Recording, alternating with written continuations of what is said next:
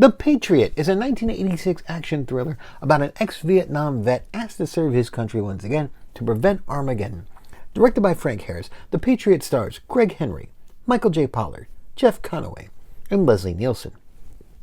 At a military base in the American Southwest, nuclear warheads are stolen and smuggled through an oil pipeline out to the coast. But a diver for an oil rig crew discovers them. She reaches out for help to a friend, Matt Ryder. The Navy reaches out for Matt's help too, ready to recommission him to get back the weapons before they're sold, or used on American soil. Matt's going to do it, but not for country, for revenge. Can Matt Ryder get the warheads back in time? The Patriot was intended to capitalize on the box office patriotism that was sweeping through 80s action films. In the 1970s, Vietnam veterans on screen tended to be characters profoundly damaged by their experiences, reflecting America's own trauma in the wake of that war.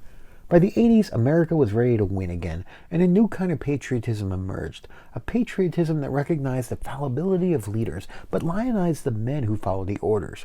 They weren't just heroes. They had suffered and atoned for America's sins. They never quite came home from the war, but they were more prepared to fight the battles left to be fought.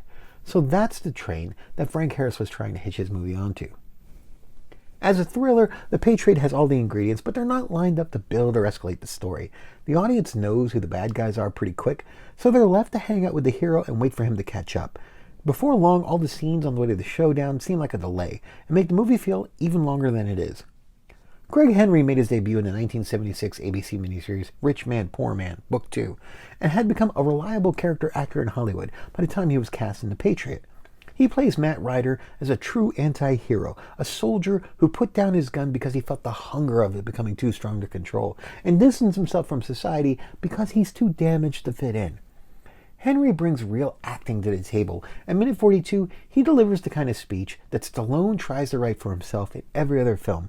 But Henry's also actively working against that blank slate that action film heroes tend to be. Fans don't usually pay attention to the names of the characters that Jean-Claude Van Damme or Leo Fong or Liam Neeson play, unless the name's in the title. And that's okay, as long as the hero does his action hero thing and the audience can still imagine themselves throwing those punches and kicks.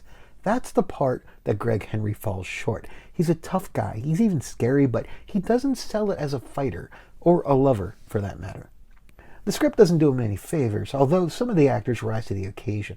Leslie Nielsen has a dramatic role in The Patriot, a few years before The Naked Gun cemented his comedic reputation. That may distract some viewers, but he's practically a cameo.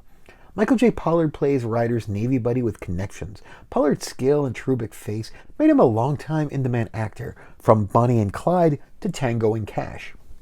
Stack Pierce as the underboss still has nothing to do but glower at the incompetent henchman he has to work with. Diane Stevenette, Frank Harris's wife and frequent collaborator, has one of the best performances in the film, complete with a memorable death by depressurization scene, starting after minute 30. There's a lot of folks getting shot by guns, rifles, fishing spears, at least 3 decent diving scenes. Greg Henry also drops trowel with Simone Griffith starting after minute 54. Like his fight scenes, this could have used a little more choreography. Simone Griffith made her debut in the title role of 1971's Swamp Girl.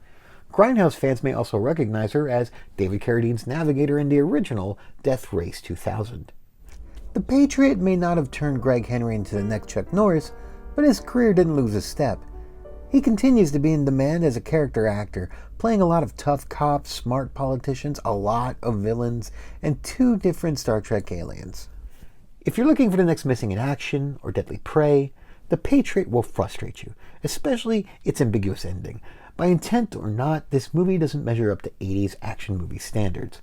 So leave this Patriot off of the Rambo scale, and look at him as a true anti-hero, a damaged soldier that has to find his reason to fight again. That may put his journey from beginning to end in a different light.